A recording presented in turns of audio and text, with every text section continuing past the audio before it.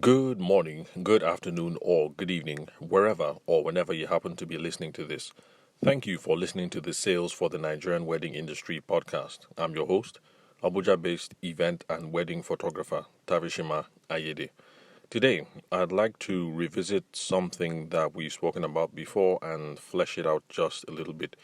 Because this is one of those situations where I've mentioned it in passing in a few podcasts, but I haven't really gone in depth or tried to stress the reason why this is important in the first place. And so, just like with the last episode, this is going to be one of those, what should I call it? One of those qualification frameworks that I've tried to expose you guys to. Now, what is a qualification framework? What is qualification in the first place? In the sales process, or when we're trying to drum up when we're talking to new people or we're trying to drum up marketing, we're going to be involved in loads of conversations. So whether you're sending out email, because some of you are keen on having email processes, or whether you're an in-person kind of person like me, so I prefer to do wedding fairs, visit the client's house, things like that, or whether you want to run Instagram ads. The bottom line is, no matter the way that you try to drum up business and put people into your timeline, you're going to have loads of people that you need to talk to. Now, I would say for some of us in the past, we've just let the buyer determine the question. And of course, well, for wedding photographers anyway, the typical thing is somebody sends you a DM and they just say, how much does it cost or what are your packages? And then typically, the average wedding photographer, I'm assuming maybe the average wedding planner too, or whatever it is that you're involved in, typically they just go with the questions from there. They let the client determine the process. Well, so first of all, the whole point about qualification and having qualification frameworks is that you should be in control of the process because you are the professional and you know what it is that is important to get the job done. So you know the right kind of questions to ask. Now, the prospective customer, the bride and the groom, the person who is before you today, the person doesn't know any better. As far as they know, the whole thing is commoditized, and so photographer A is the same as photographer B and C. And the same thing with wedding planner. Wedding planners A, B, C, D, E, F, G are all the same, and they can't really quite tell the difference. Maybe all they know is different price points or maybe different levels of sophistication.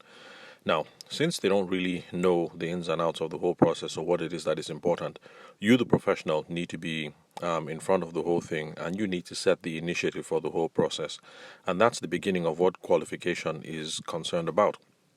When you qualify, you want to be sure that you're speaking to a qualified person, in quotes, or a serious buyer, as Abuja people like to say. Sorry, serious person, because I hear that a lot. Oh, don't mind that girl. And by that girl, they mean the bride.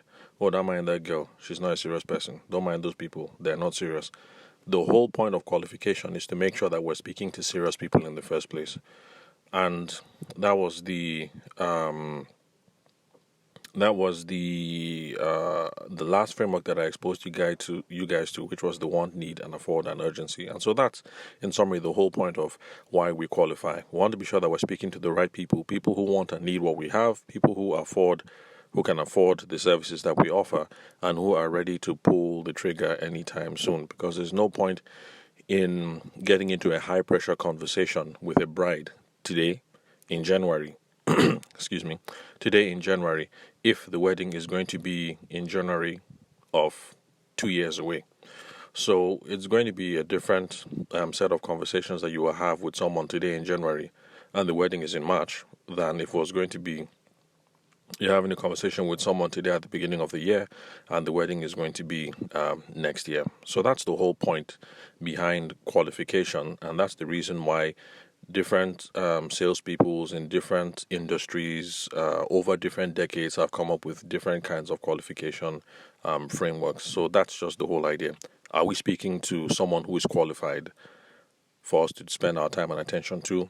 Are we talking to someone who is a serious person, as we like to say over here in Abuja? And so the process is the same. If you send out an email blast and people respond to the email blast, that's the whole point. You want to be sure that you are speaking to a qualified person, to a serious person. So, what is the qualification framework I'm talking about today? And that is one of them called BANT, and that's from the guys at Sandler Training, world famous sales training program. I don't know of any Sandler professionals in Nigeria, but if you go online, you can find lots of cool stuff about the training method. So, let me introduce you to BANT for those of you who are listening for the first time, and it's an acronym for Budget, Authority, Need, and Timelines. So, basically, you send out that email blast, and then people hit you back, or you run that Instagram promotion, and then people DM you, or in my case, you go to the wedding fair and then you meet people and they think you're cool and they want to talk to you. And basically, that's the thought process that you're going to be going through. Questions aimed at discovering what kind of budget they have, if it's realistic, because we need to be sure that our expectations are aligned. If you are a 500k photographer, there's no point in spending time talking plenty of story with a customer who really does not want to spend more than 50k on their wedding, or maybe 100k on their wedding. So that's the whole point.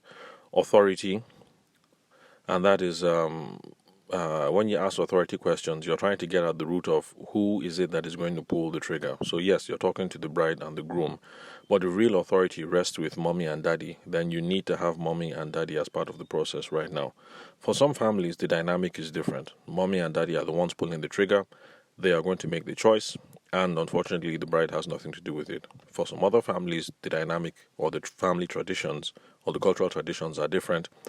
The bride will look at a number of people and say, "This is who I want," and then mommy and daddy handle the negotiation.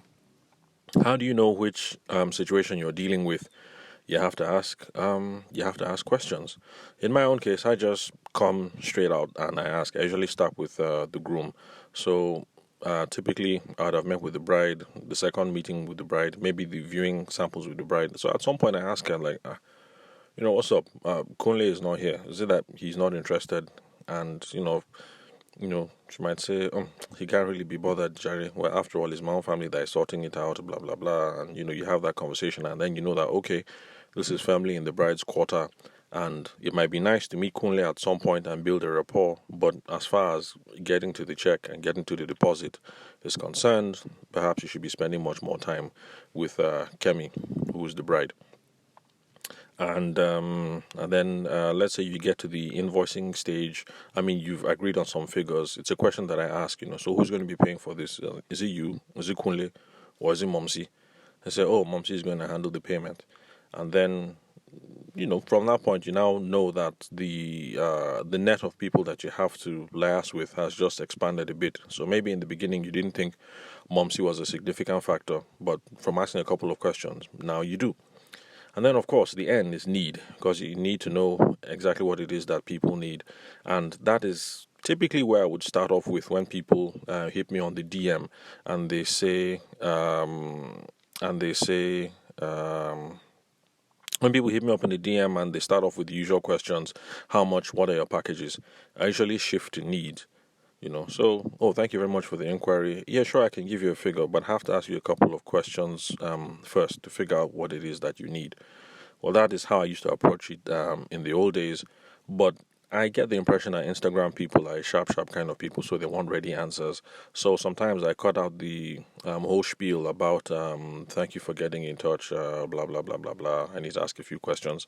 Sometimes I just launch straight into the questions. It depends on how people approach you. So those DMs where people just send DM and it's basically just 4 or 5 words. How much are your packages? Question mark. I respond in the same way. Where people are a bit conversational in their messages, then yes, I get conversational with them, and then we have that nice flow of thank you very much for getting in touch. Would it be okay to ask you a few questions? Blah blah blah blah. Okay, so when someone hits me up and it's how much are your packages? My response will be the same, brief as well. It depends. Is it a wedding or a portrait session? If you noticed, I kept it short, just like they were short, and then question mark, definitely. So I respond with a question, so that way they have to respond as well, and then they're going to respond. They'll say, "Oh, portraits," and they'll say, "Okay, good. You or family session?" They would respond. How many looks? They would respond. Do you want a book? They'd respond. So from this question and answer process, I'm getting all the information that I need to hit them up with a quote. So you can see how it's not going to be very helpful for you to just see that message, what are your packages, and then you just copy and paste. And copy and paste your packages and then throw everything there.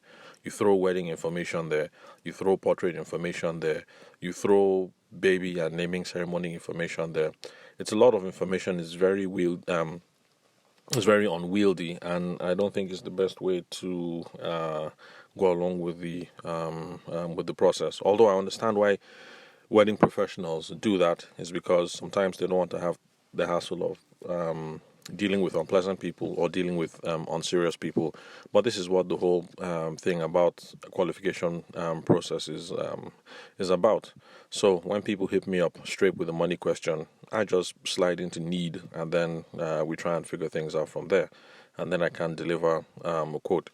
And then, of course, the final thing, timelines. There's no point in having a hard-nosed negotiating with somebody right now in January, only to find out that the wedding is in January of next year or maybe December.